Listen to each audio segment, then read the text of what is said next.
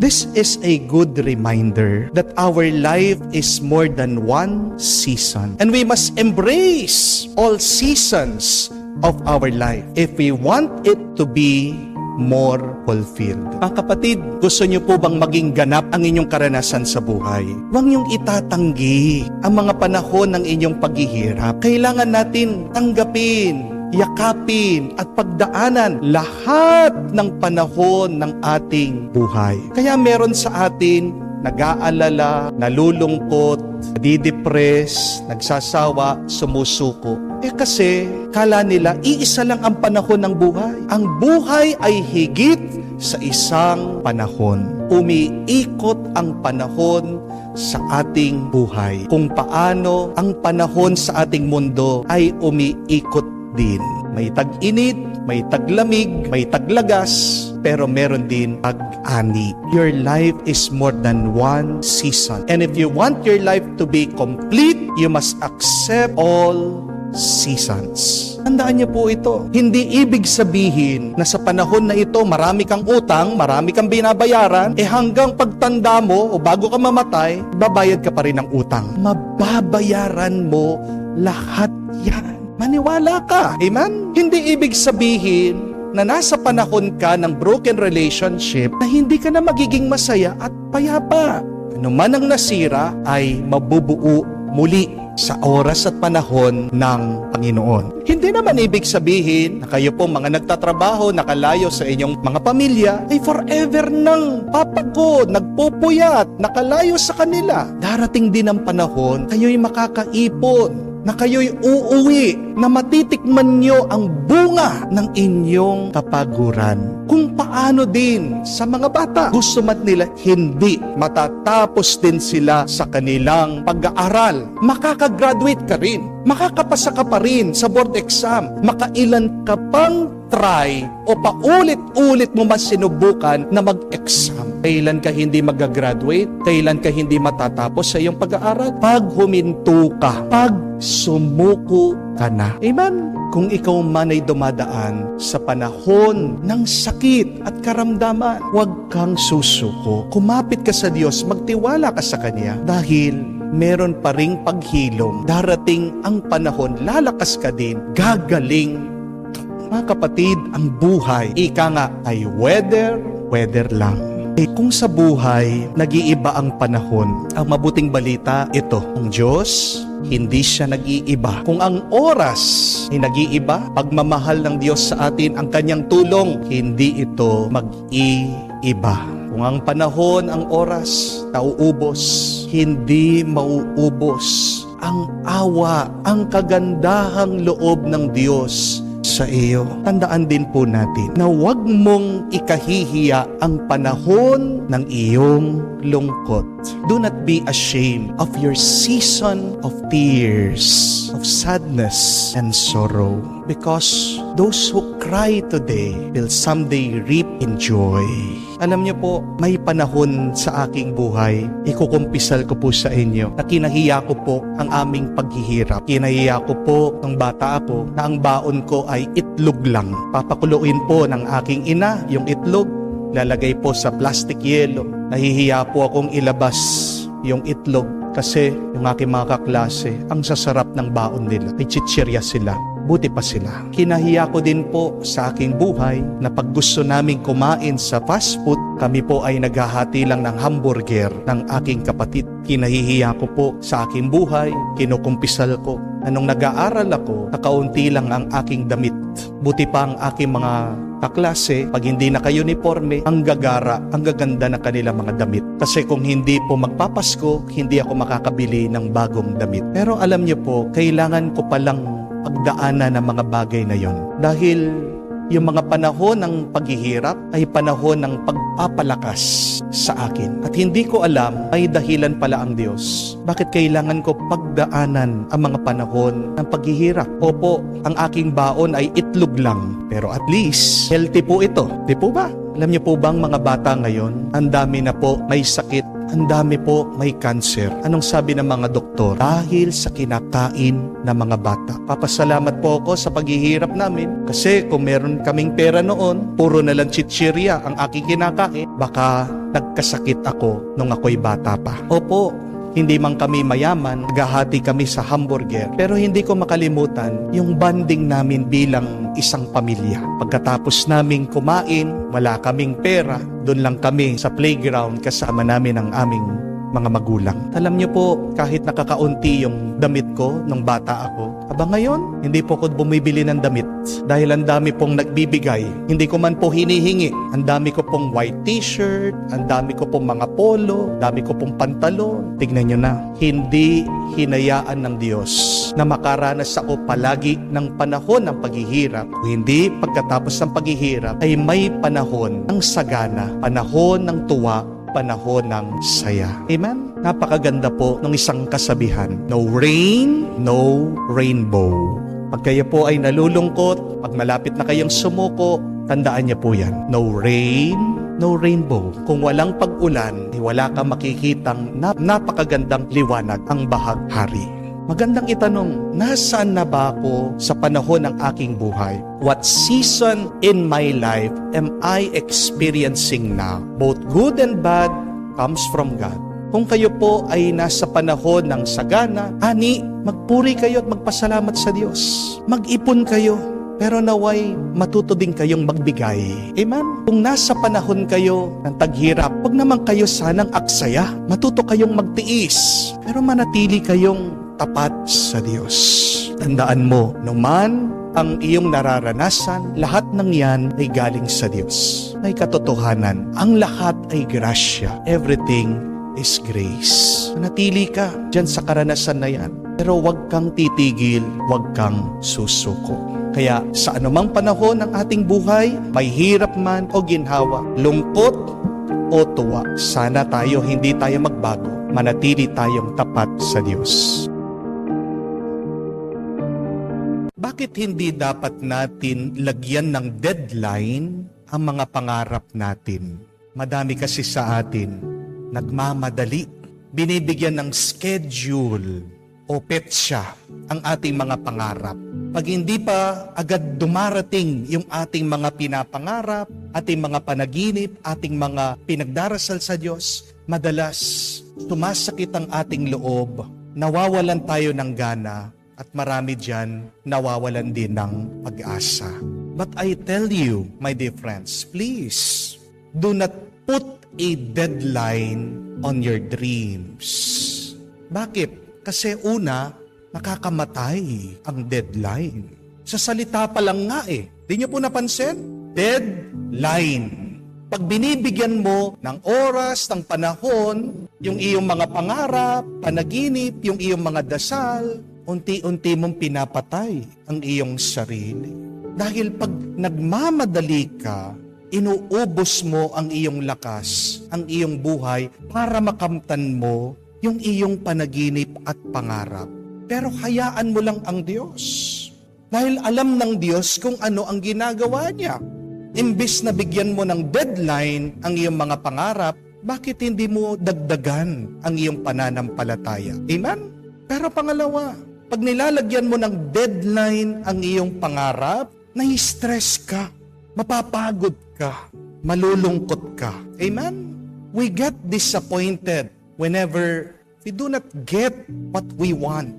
Kung sasabihin na, dapat pag 25 years old na ako, meron na akong sasakyan. Yung iba sinasabi nila, dapat pag 30 years old na ako, nakakapag-travel na ako, nakakapagbakasyon na ako. Yung iba sinasabi nila, dapat bago ako mag-40, tapos na yung bahay namin. Yung mga iba nga, 45 years old na, wala pang asawa. Yung mga iba nga, 50 years old na, wala pang anak. Aanuhin mo yung yumaman ka ng 30 years old, pero after 5 years, matutuklasan na may sakit ka pala. Aanuhin mo kung makakamtan mo yung iyong pinagdarasal na dream house o vacation, yun pala, wala palang 3 years, mauuna ka na pala. Do not stress out about the things that you want. Because God knows what is the best for you. Amen? Hayaan mo ang Diyos, siyang kumumpas. Hindi naman po masama ang mangarap. Ang masama ay yung nagpapaka-stress tayo, nagpapakapagod tayo, at ginagawa nating malungkot ang ating mga sarili pag hindi natin nakukuha yung ating gusto. Amen? Mag-ingat kayo dahil isa yan sa pinagmumulan ng ating lungkot, ng ating stress at disappointments. Pero pangatlo, huwag mo lalagyan ng deadline mga pangarap mo kasi may sariling oras at panahon ang Diyos. Napakaganda nga na nakasulat sa libro ni Propeta Isaias. Sabi niya, at the right time, the Lord will make it happen. Sa tamang oras at panahon. Hindi dun sa oras at panahon na gusto mo. Dahil mas maganda ang plano ng Diyos. Yung plano mo, yung gusto mo, katiting lang yan. Nang hinahanda ng Diyos para sa iyo. Tingnan nyo naman, itong si Abraham, 99 years old, nung tinawag siya ng Diyos. 99 years old, nung nagpakita ang Diyos. 99 years old, nung binigyan siya ng anak. Ganyan din yung kanyang asawa, 90 years old, si Sarah.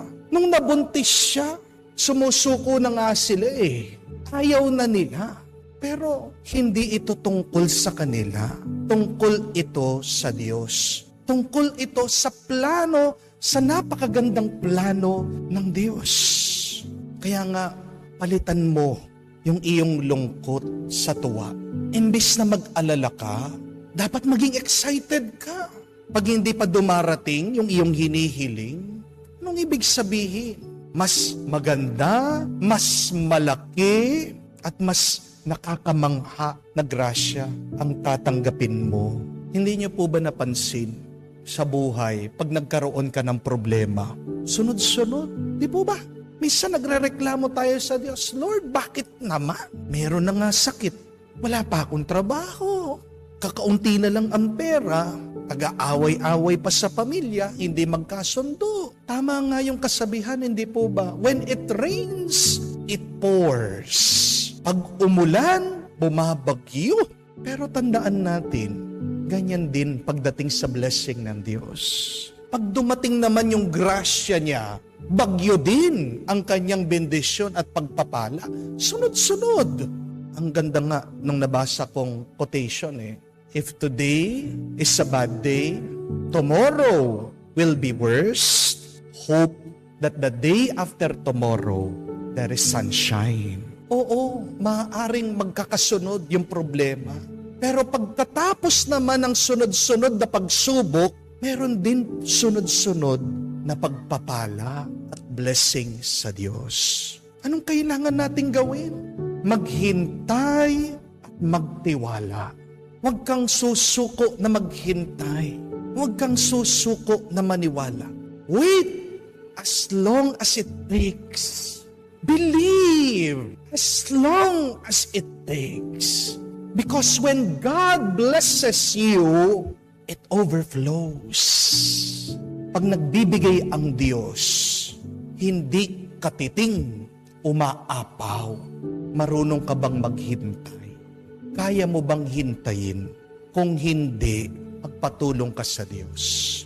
Alam niyo po, yung tatay ko, buong buhay niya, di naman successful yan. Nakwento ko na sa inyo, alam niyo naman, nag-aaral pa lang ako sa seminaryo, nawalan na ng trabaho. Siguro po, pagsubok din ng Diyos yun. Ganyan talaga pag meron nagpapari sa pamilya. Susubukan at susubukan ito ng Diyos. Talaga pong gumapang kami financially. Iba-iba yung naging trabaho ng tatay ko. Sinubukan po na mangontrata. Hit and miss. Pag minsan nakakatsyempo, sakto lang.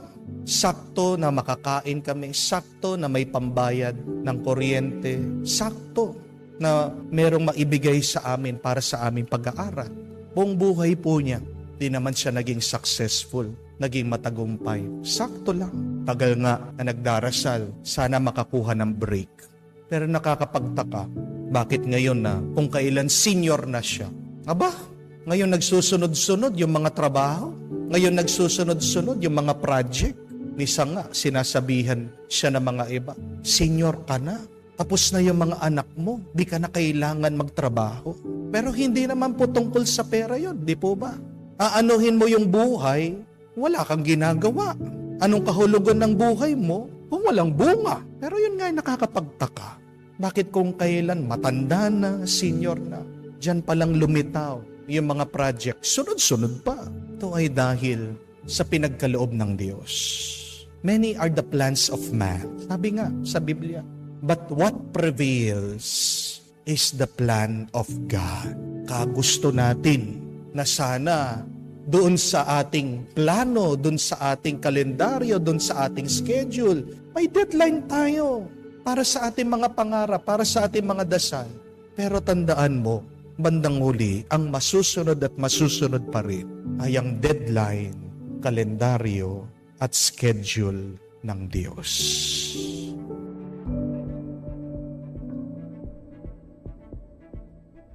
Please remember this. Struggling is not a sign of losing. Ang mga nahihirapan, hindi ibig sabihin bigo at talo na. When you are struggling, it does not mean that you are losing. Halimbawa na lang po, ang mga bata, ang mga estudyante, mahirap nag-aaral. Hindi ibig sabihin pag nahihirapan sa pag-aaral, nahihirapan sa pagtetest, kulelat na, bagsak na. The struggle is part of the journey of learning. Di po ba? Ganyan din po, pag nagkakaroon po kayo ng hindi pagkakaintindihan, nahihirapan kayo sa inyong pagsasama, in your relationship, in your love life, it does not mean that your relationship has failed already. Sadyang ganyan lang parte ng ating mga relasyon. Darating ang mga panahon na hindi pagkakaunawaan. Di po ba? At kung minsan, pag nalampasan mo yung misunderstanding, yung hindi pagkakaintindihan, pag nagkaayos na kayo ulit, mas tumatatag, mas lumalakas, mas lumalalim ang inyong pagmamahalan sa bawat isa. Di po ba? Ganyan din pag ikaw ay nagpapagaling. Halimbawa, napilay ka at mag-uumpisa kang mag-undergo ng physical therapy, mag-undergo ka ng rehabilitation sa iyong katawan. Yun lang, tatayo ka, napakahirap, napakasakit, ini-stretch mo lang ang iyong kamay, ang iyong paa. Sumisigaw ka sa sakit. It's very painful. You are struggling. But does it mean that you are dying already? Hindi. You may be struggling, it may be painful, but it does not mean that you are losing already. Minsan nga, yung sakit ay sinyalis na buhay ka pa. Amen? Pag wala ka ng nararamdamang sakit, anong ibig sabihin? Patay ka na. O yung parte ng iyong katawan, namamatay na. Matakot ka pag wala ka ng nararamdaman na sakit sa iyong pangangatawan. Matakot ka pag wala ka ng nararanasan na paghihirap, pagsubok sa iyong buhay. Ibig sabihin, paunti-unti namamatay ka na, pumapanaw ka na, nawawala ka na sa buhay na ito. And even in our history of salvation, you would see that suffering, struggling is part of God's plan. Hindi inaalis ng Diyos ang paghihirap, lalong-lalo na sa mga sinusugo niya. You cannot call yourself an apostle. You cannot call yourself a saint if you are not experiencing suffering and struggles in your life. Alam natin ang kwento ng mga apostol, ng mga ibang martir, kung paano nila inalay ang kanilang sarili para sa pananampalataya. Lalong-lalo na maalala natin ang kwento ni Santiago na kung saan pumunta daw siya sa Espanya para ipangaral, ikalat ang mabuting balita ng ating Panginoong Jesucristo. But even if that he was doing his best, he struggled with little to no success. Wala daw tagumpay. At ganyan po ang kanyang iniisip. Susuko na ba ako? Babalik na ba ako doon sa Jerusalem? Kahit na anong gawin ko, walang nakikinig sa akin, wala akong nako-convert, wala akong napapagbago. Yan daw po ang kanyang iniisip. Yan ang kanyang pinagmumunihan habang siya daw po ay nagpapahinga dito sa isang poste. Pero habang gumagawa siya ng desisyon na gusto na niyang umurong, sumuko, bigla-bigla nagpakita daw ang mahal na ina sa kanya. Mary, encouraging him. Mary appeared at the top of that pillar. Buhay pa si Maria, naramdaman niya ang paghihirap, the struggle of St. James. That is why she appeared to him.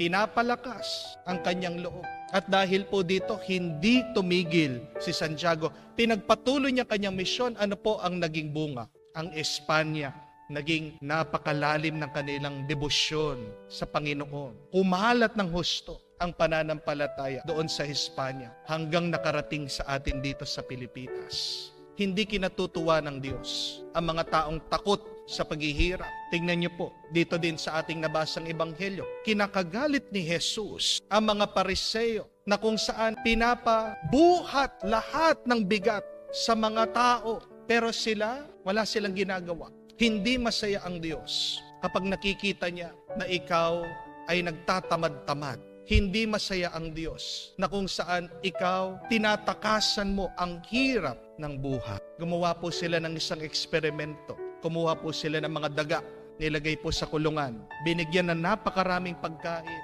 Nilagyan po na magandang tulugan yung mga daga. Ang tanong, ano kaya mangyayari sa mga dagang ito na kung saan masarap na masarap ang kanilang buhay at wala po silang predator, walang maghahunting sa kanila, walang kakain sa kanila, walang pusa, wala silang kaaway.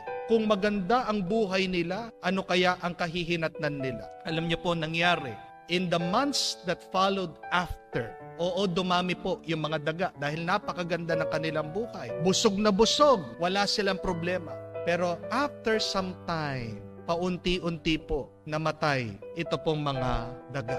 Bakit? Kasi nawala po yung paghihirap.